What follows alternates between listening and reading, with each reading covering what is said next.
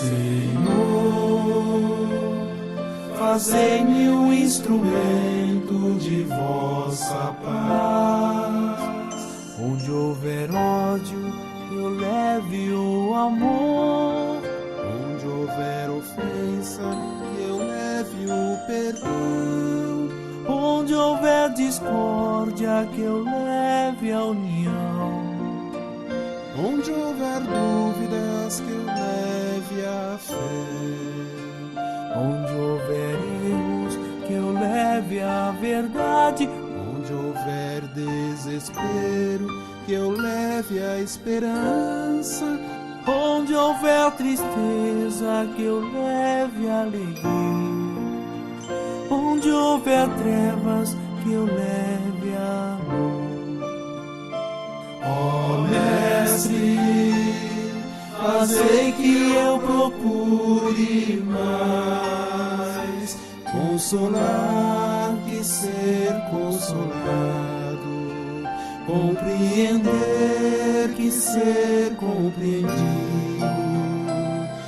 amar que ser amado, pois é dando que se recebe, é perdoando que se é perdoado, e é morrendo que se vive para a vida eterna, e é morrendo que se vive para a vida eterna.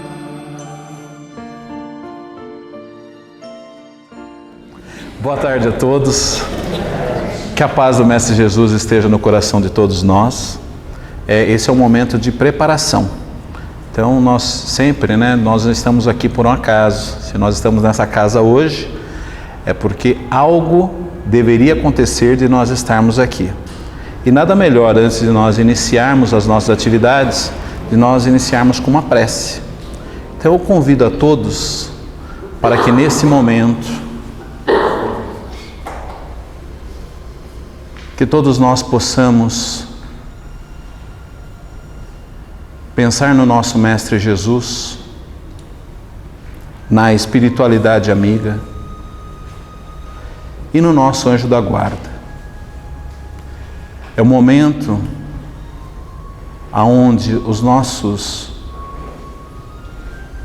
irmãos do plano espiritual trabalham para a harmonização desse ambiente, para que nós todos possamos abrir o nosso coração, abrir o nosso pensamento, para tirarmos o maior proveito possível dos ensinamentos do Livro dos Espíritos e do Evangelho.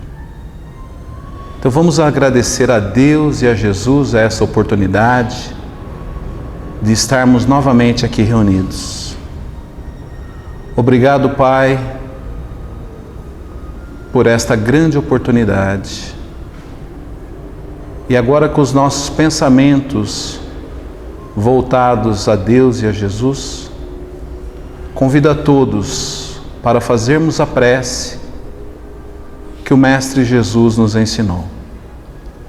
Pai nosso que estais nos céus, santificado seja o teu nome. Venha a nós o vosso reino. Seja feito a tua vontade, assim na terra como no céu. O pão nosso de cada dia dai-nos hoje. Perdoai as nossas dívidas, assim como nós perdoamos a quem nos tem ofendido.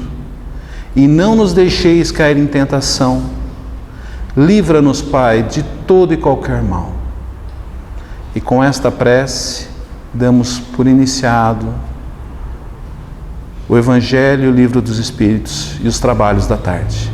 Graças a Deus e que assim seja. Boa tarde a todos, sejam todos bem-vindos. Fico feliz a beça porque hoje a casa está cheia e a gente fica muito feliz. Sejam sempre muito bem-vindos à casa. O Evangelho e o Livro dos Espíritos são os nossos grandes aliados para o nosso equilíbrio emocional. E mais do que nunca, nesse período de transição, a gente é chamado a entender e se auto-entender e conhecer.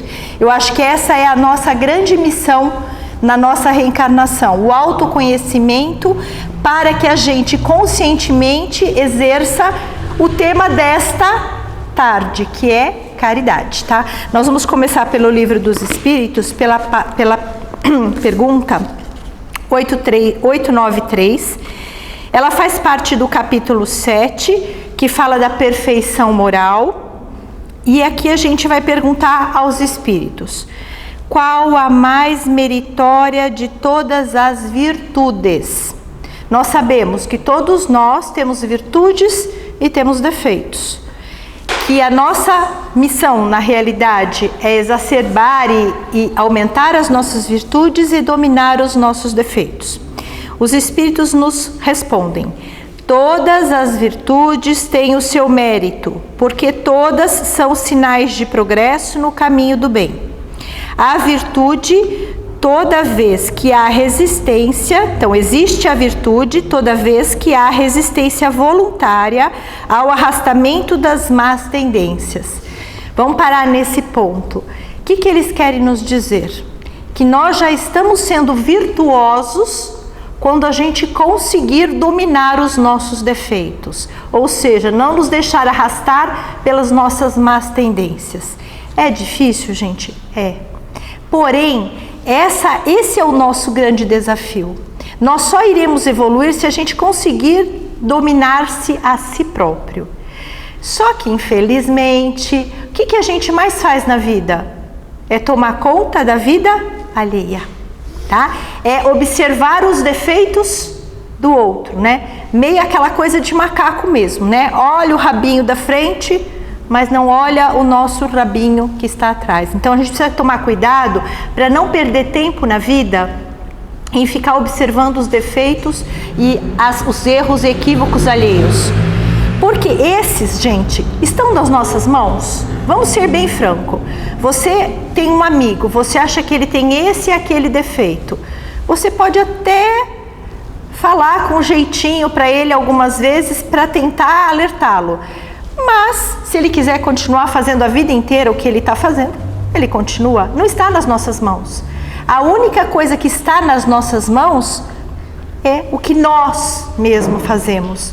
E o que nós fazemos é o que nos vai dar a sensação de dever cumprido, quando a gente consegue se dominar. O sentimento de paz, que eu acho que é muito importante para a vida da gente, é aquele sentimento realmente que você está em paz com você mesmo. E outra coisa, é o evoluir que Deus tanto quer que a gente faça, né? Aqui continuando. Mas o sublime na virtude consiste no sacrifício do interesse pessoal para o bem do próximo, sem ocultar intenção. Vamos dar mais uma paradinha aqui. No mundo de hoje, nós vamos continuar um pouquinho nesse item lá no Evangelho. No mundo de hoje, a gente tem vivido um mundo muito mais voltado ao ter do que ao ser. Essa é a realidade.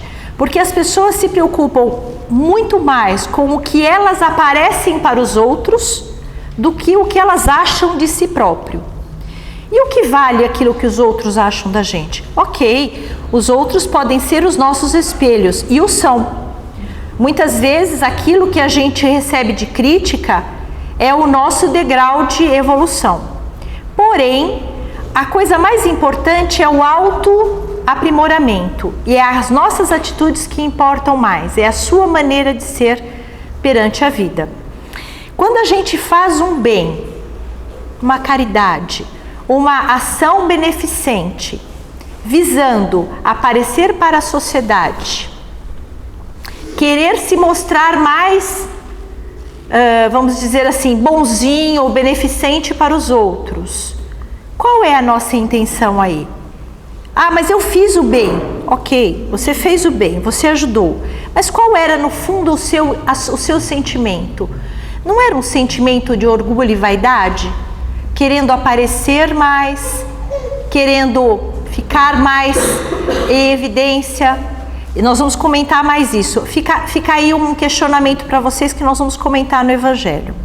Aí ele coloca assim: a mais meritória é aquela que está fundada sobre a desinteressada caridade. Continuando com o Evangelho, que o assunto é o mesmo, nós vamos passar ao capítulo 13, que a nossa mão esquerda não saiba o que a vossa mão direita dá, ou o que dá a vossa mão direita. Fazer o bem sem ostentação. Tomai cuidado de não fazer as vossas boas obras diante dos homens para serem vistas por eles. De outro modo, não recebereis a recompensa do vosso Pai que estás nos céus. Então, quando derdes esmola, não façais soar as trombetas diante de vós, como fazem os hipócritas nas sinagogas e nas ruas, para serem honrados pelos homens. Eu vos digo em verdade que já receberam a sua recompensa. Quando derdes esmola, que a sua mão esquerda não saiba o que dá a vossa mão direita, a fim de que a esmola seja e esteja em segredo, e o vosso Pai, que vê o que se passa em segredo, dela vos entregará a recompensa. Vou ler mais 2 trechinhos que eu acho importante. Fazer o bem sem ostentação é um grande mérito. Ocultar a mão que dá é ainda mais meritório. É sinal incontestável de uma grande superioridade moral, porque para ver as coisas do mais alto que o vulgo, é preciso fazer abstração da vida presente e se identificar com a vida futura. É preciso, numa palavra, colocar-se acima da humanidade para renunciar à satisfação que proporciona o testemunho dos homens e esperar só a aprovação de Deus. Aquele que estima a aprovação dos homens mais que a de Deus, prova que tem mais fé nos homens do que Deus, e que a vida presente é para ele muito mais que a vida futura, ou mesmo que ele não crê nem na vida futura, que diz o contrário, age como se não cresce no que diz. Veja, uma vez o senhor Adonai, que é o nosso coordenador do outro centro, falou uma coisa muito importante que eu nunca esqueci. Este mundo é o mundo das intenções. E ele tem toda a razão. Aqui é um capítulo que prova bem isso. Qual é a sua intenção de estar fazendo uma atitude caridosa ou beneficente? É realmente minimizar o sofrimento do seu próximo? É realmente proporcionar uma situação mais confortável para aquele seu próximo, para aquele seu amigo? Ou é simplesmente para parecer bem para a sociedade? Ou pior ainda, gente, para barganhar com Deus? Observe como na vida a gente tem o péssimo hábito de achar que nós temos que fazer alguma coisa para receber outra. É assim, né? A gente acaba sempre passando tudo como se fosse o dinheiro, né? A gente paga e recebe a mercadoria. Vocês já perceberam como a gente faz tudo na vida mais ou menos pensando nisso? A gente sempre tem que ter uma compensação. O problema é que quando a gente faz uma caridade de coração, realmente, sinceramente, nós já recebemos a nossa compensação. Como a gente recebe essa compensação? A gente recebe essa compensação porque todas as vezes que nós fazemos e praticamos o amor, praticamos o bem, nós nos ligamos com o grande Criador, com aquele que está lá em cima, que foi aquele que nos criou e é o grande reservatório das energias, da coragem, da força, da fé, da paz. É vibratório, gente, exatamente vibratório. Todas as vezes que nós vibramos o bem, vibramos o amor, nós nos ligamos com o Criador e com todos aqueles que vibram da mesma forma. A Virgem Maria, os santos, São Francisco, todos os grandes espíritos superiores que têm a mesma vibração. E aí o que acontece conosco? Nós sentimos aquele sentimento de dever cumprido, aquele sentimento de paz interior, aquele sentimento de que eu estou no caminho correto. Só que todas as vezes que a gente faz isso pretendendo angariar aplausos, pretendendo nos fazer valer de uma imagem para os outros, a gente não está sinceramente se ligando ao Criador. Nós estamos com segundas e terceiras intenções, né? Acabei de ler um trechinho que eles falam, né, que é aquele ditado, né? Fulano não dá um ponto sem o nó, né? Na verdade é bem isso. Hoje nós estamos vivendo muito isso, né? Infelizmente, eu falo isso com muito pesar, porque eu acho que a política é uma das coisas mais importantes que existe dentro de uma sociedade. Ela vem de polis, que quer dizer sociedade, é cuidar da sociedade. Então o político deveria ser alguém que cuida da sociedade, mas a gente tem visto que infelizmente na política sempre tem o ponto pensando, né, não dá um ponto sem o nó, sempre existe uma segunda intenção. Isso tem sido muito deletérico, porque retira da política as boas pessoas, retira dos líderes da sociedade as pessoas que poderiam fazer o bem. E nós, brasileiros, precisamos de lideranças sinceras para o bem. Aliás, um dos itens deste capítulo é não fazer as coisas com ostentação. Eu concordo, não há necessidade de se soar as trombetas, mas há necessidade de, quando a gente tem realmente o coração sincero e faz o bem, que a gente contamine os demais, que a gente traga para junto da gente as pessoas que gostam de fazer o bem. Não sei se vocês chegaram a ver, passou agora recentemente na televisão, um grupo de jovens que nas férias eles vão fazer serviços voluntários em comunidades carentes. Eu fiquei maravilhado. Pensa, eles saem da escola e o que eles poderiam fazer? Dormir, assistir televisão, jogar bola, não fazer nada. Não, eles se separam um período das férias deles para estarem em comunidades carentes ajudando. O que eles fazem lá? Tudo que precisar. Eles pintam a parede, eles arrumam as coisas, eles organizam as papeladas, eles fazem o que precisar lá dentro. Ah, mas eles são experts naquilo? Não, eles são só jovens com uma excelente intenção, mas que mudam a cara daquela comunidade. E a gente?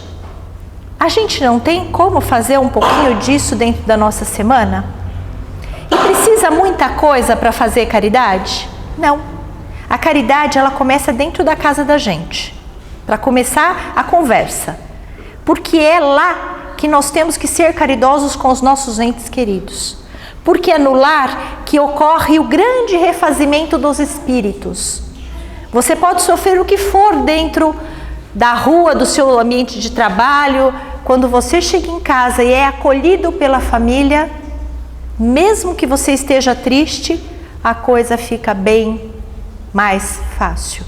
Ao contrário, quando você sofre reveses lá fora e chega em casa, não tem família, porque as famílias são hoje muito individualistas. Elas não se preocupam em saber qual é o problema do outro, não é isso?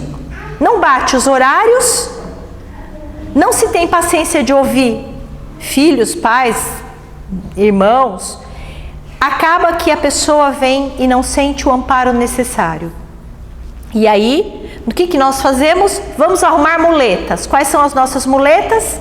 As drogas, o álcool, o sexo, os vícios de todos os gêneros, que vão nos levar fatalmente a um sentimento depressivo, a uma depressão, e fatalmente, muitas vezes, vão nos levar ao suicídio, que infelizmente tem sido muito frequente na nossa sociedade. Com tanta tecnologia, com tantas coisas a se fazer, as pessoas desistem de viver. É incompatível isso, né? Só que existe aí muitas vezes a falta de caridade nossa, que não sabe acolher um familiar, que não sabe dar o conforto que ele precisa. Às vezes é só um abraço, gente. Às vezes é deixar chorar no seu ombro, porque precisa. É só isso. Então, a caridade começa na nossa casa. Essa caridade, ela é desinteressada, porque geralmente ela é fruto do amor, do sentimento que a gente tem pelo ente querido. Depois, lá fora, atitudes como desses jovens, Sair a campo, gente. Ah, mas eu só posso fazer isso nas minhas férias. Ok, vai fazer nas suas férias. Não, eu posso doar o meu sábado, a minha manhã de sábado, a minha tarde de sábado, que seja qualquer período pequeno. E veja, nós achamos que o brasileiro é bastante caridoso, né? Mas conversando com uma menina que ficou 6 meses no Canadá, eu fiquei impressionadíssima. Todos os jovens e as famílias têm um serviço comunitário, gente. É impressionante.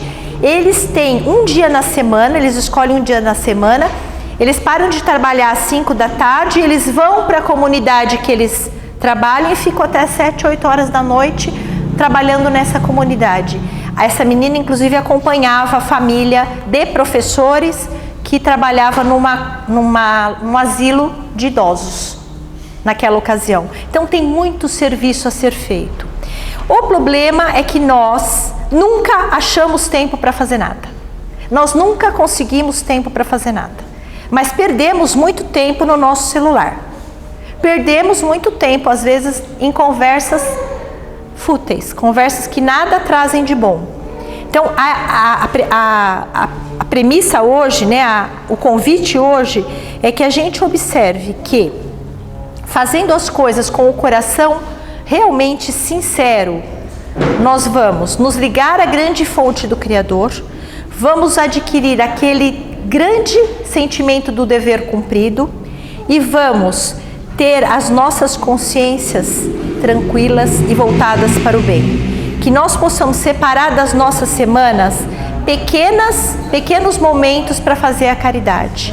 Primeiro, a autocaridade, que é a caridade do autoconhecimento, de você ter um tempinho para estudar as coisas e se autoentender, e fazer uma pequena reflexão todo dia do seu dia, como fala o Evangelho, você deixar uns minutinhos da sua noite para você perguntar: o que fiz hoje eu de bom? O que fiz eu hoje de ruim? Como posso melhorar amanhã? Isso já é uma autocaridade que leva ao autoaprimoramento. E depois a caridade às pessoas que estão ao nosso redor. O próximo, o mais próximo, é aquele que a gente convive todo dia. É o nosso familiar, é o nosso amigo de trabalho. E a atitude caridosa, ela é um exercício diário. Nós não somos caridosos ainda, porque somos muito egoístas e muito orgulhosos. Mas nós estamos em treinamento, nós estamos em fase de evolução, ainda lá atrás, mas estamos. E é nosso dever ser hoje um pouquinho melhor que fomos ontem.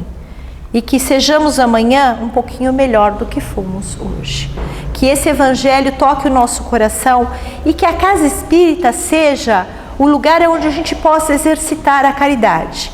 Eu digo para vocês, por experiência própria, uma experiência que não foi muito produtiva. Eu resolvi ajudar uma pessoa que estava passando por uma situação muito difícil pessoalmente.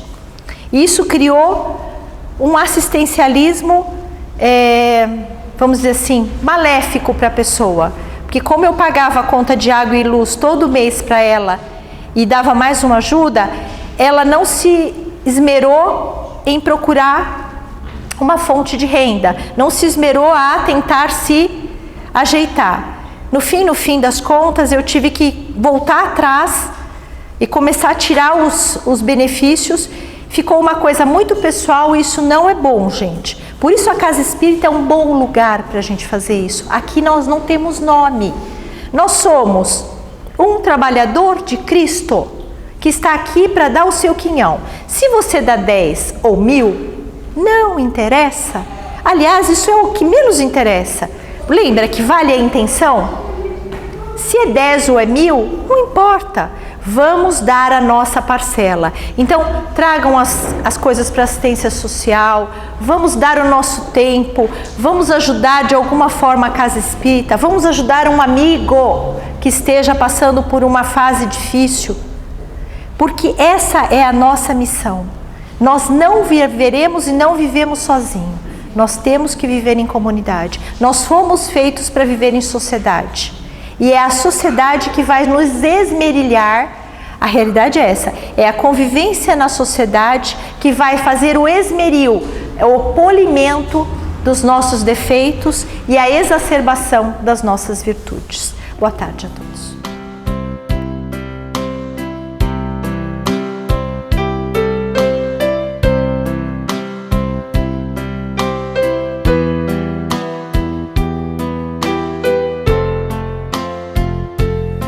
Deus, nosso Pai, que tendes poder e bondade, dai força àquele que procura a verdade. Ponde no coração do homem a compaixão e a caridade. Deus, dai ao viajor a estrela guia, ao aflito a consolação, ao doente o repouso. Pai, dai ao culpado o arrependimento, ao espírito a verdade, à criança o guia, ao órfão o pai. Senhor, que vossa bondade se estenda sobre tudo o que criastes.